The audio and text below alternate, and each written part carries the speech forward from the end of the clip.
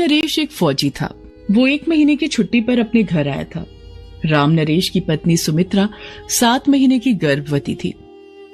सुमित्रा, देखना हमारा बेटा ही होगा और मैं उसे अपनी तरह फौजी बनाऊंगा।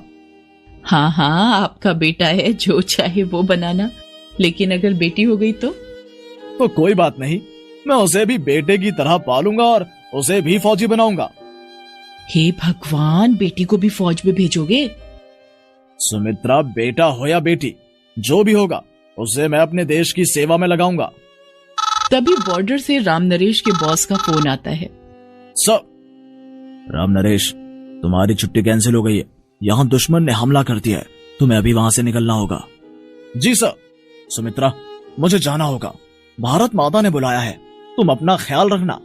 और राम नरेश अपनी फौजी की वर्दी पहनकर बॉर्डर के लिए निकल जाता है। नम आंखों से सुमित्रा और राम नरेश के माता पिता उसे विदाई देते हैं।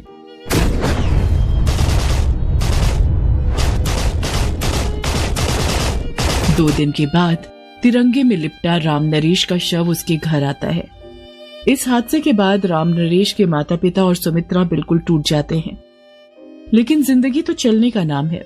सुमित्रा अपना और अपने सास ससुर का पेट पालने के लिए गांव के एक हॉस्पिटल में साफ सफाई का काम करने लगती है और 2 महीने बाद उसी हॉस्पिटल में सुमित्रा एक प्यारी सी बेटी को जन्म देती है। हे भगवान, हमारे तो किस्मत ही फूट गई, बेटी पैदा हुई है। ये भी अपनी माँ की तरह हॉस्पिटल में झाड़ू पोछा कर लेगी। अपने सास ससुर की बात सुनकर सुमित्रा बेहद दुखी हो जाती है। पिताजी, अभी तो ये पैदा हुई है, अभी इसके लिए ऐसी बात क्यों बोल रहे हैं? राम नरेश चाहते थे कि उनकी संतान पढ़ लिखकर उनकी तरह फौजी बने। देख बहू, हमारे घर में बेटियों को पढ़ाया लिखाया नहीं जाता, ये सब यहाँ नहीं चलेगा। हाँ, क्या कहा?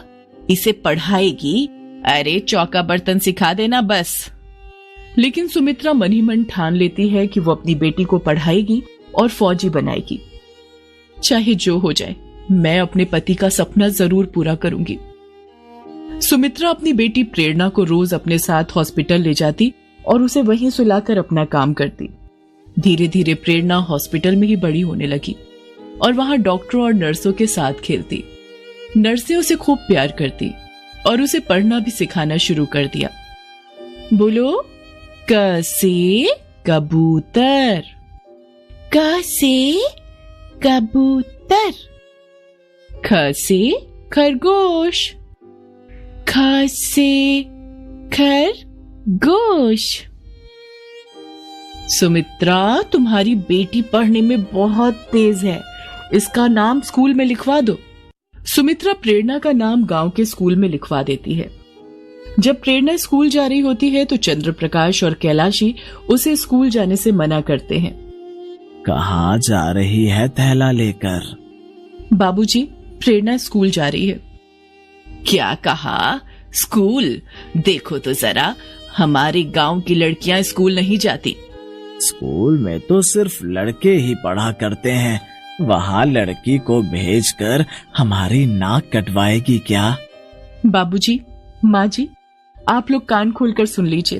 प्रेरणा मेरी बेटी है और मैं इसे स्कूल भेज कर रहूंगी। अपने सास और ससुर के लाख विरोध के बावजूद सुमित्रा अपनी बेटी प्रेरणा को स्कूल भेजती है। प्रेरणा सुबह स्कूल जाती, दिन में वो अस्पताल में अपनी माँ के साथ रहती और वहीं पढ़ाई करती। धीरे धीरे समय बीतता गया। गांव में बिजली न होने के कारण रात में प्रेरणा घर के बाहर लालटेन जलाकर पढ़ाई करती। प्रेरणा को स्कूल आते जाते देखकर गांव वाले तरह तरह की बातें बनाते थे। अरे, ये तो राम नरेश और सुमित्रा की बेटी है ना? हाँ भाई, ये वही है। देखो तो कैसे लड़कों के साथ पढ़ने स्कूल जाती है, तनिक भी शर्म नहीं है इसे। लगता है चंद्र प्रकाश बाबू अपनी बहू और पोती को काबू में नहीं कर पाए। ग्रामीणों की बातें सुनकर प्रेरणा सुमित्रा को सारी बात बताती है। बेटी प्रेरणा, तू उन लोगों की बातों पर ध्यान मत दे, तू सिर्फ अपनी पढ़ाई पर ध्यान दे। तुझे अपने पिता का सपना पूरा करना है ना? ठीक है माँ, मैं सिर्फ अपनी पढ़ाई पर ध्यान दूंगी। प्रेरणा काफी मेहनती थी और पढ़ाई में हमेशा अव्वल आती थी।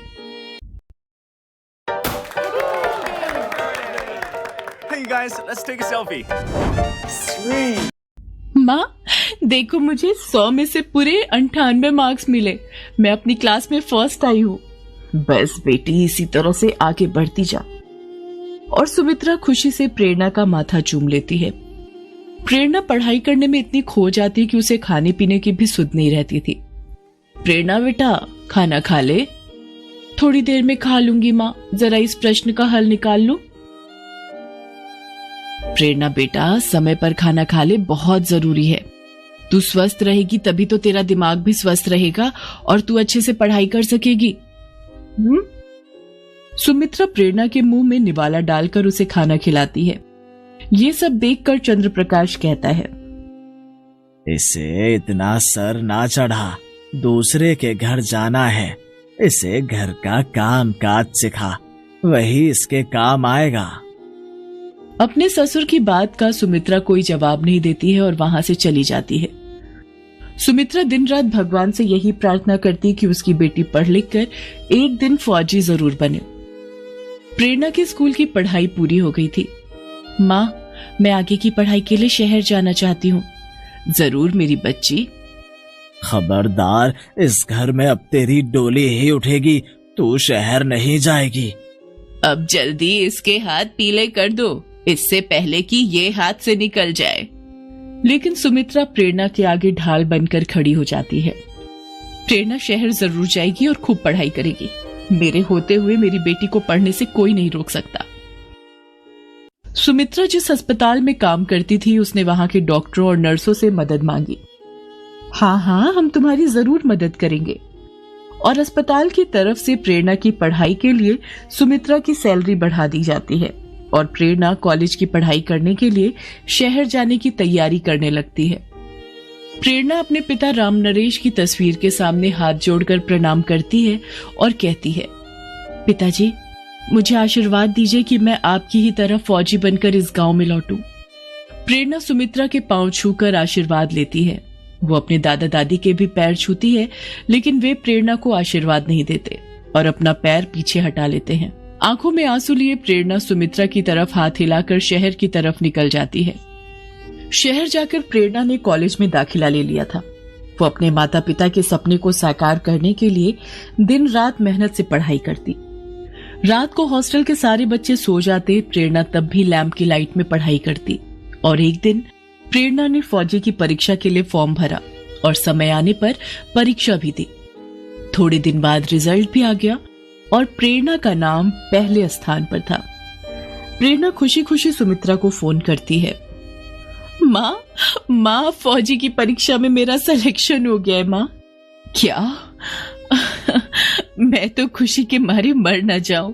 बेटी, आज तूने अपने पिता का सपना पूरा कर दिया। माँ, मेरी ट्रेनिंग पूरी हो जाने दो, फिर मैं घर आऊंगी। ठीक है बेटी, खूब मेहनत करना। अपनी ट्रेनिंग पूरी करने के बाद प्रेरणा अपने गांव आती है। वो फौजी की यूनिफॉर्म में थी। अरे, ये तो राम नरेश की वही बेटी है ना, जो लड़कों के साथ स्कूल जाया करती थी। हाँ भाई, ये तो वही है। अरे, ये तो फौजी बन गई।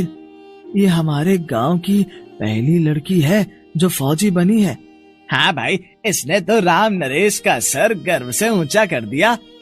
गांव वाले प्रेरणा को देखकर बहुत खुश होते हैं और प्रेरणा को रास्ते में रोककर उसे सल्यूट करते हैं। प्रेरणा भी गांव वालों को सल्यूट करती है और अपने घर की तरफ चलने लगती है। लेकिन आज प्रेरणा के पीछे पीछे पूरा गांव चल रहा था। प्रेरणा जब अपने घर पहुंची तो उसने सुमित्रा को सबसे पहले सल्यूट किया। सुमित्रा प्रेरणा के साथ गांव वालों को देखकर डर जाती है। डरो मत सुमित्रा, हम लोग तो बहुत खुश हैं। प्रेरणा ने न केवल अपने खानदान का नाम रोशन किया है, बल्कि इसने पूरे गांव का नाम रोशन किया है। हाँ सुमित्रा, और हम लोग अपनी अपनी बेटियों को भी प्रेरणा की तरह ही बनाना चाहेंगे। गांव वालों की बात सुनकर सुमित्रा बहुत खुश हो जाती है। प्रेरणा के दादा दादी चंद्रप्रकाश और कैलाशी भी वहां आ जाते हैं। प्रेरणा उनके पैर छूकर उनका आशीर्वाद लेती है तो वो दोनों प्रेरणा को गले से लगा लेते हैं। आज राम नरेश का सपना पूरा हुआ। बेटी, हमें माफ कर देना, हमने तुम्हें बहुत गलत समझा। प्रेरणा के फौजी बनने की खुशी में गांव वाले प्रेरणा को शानदार तोहफा देते हैं और प्रेरणा का बहुत सम्मान करते हैं। कुछ दिन गांव में रहने के बाद प्रेरणा अपने पिता की तस्वीर के आगे हाथ जोड़कर राम नरेश का आशीर्वाद लेती है और अपने दादा दादी और अपनी माँ सुमित्रा का आशीर्वाद लेती है और प्रेरणा भारत माता की सेवा पर निकल जाती है।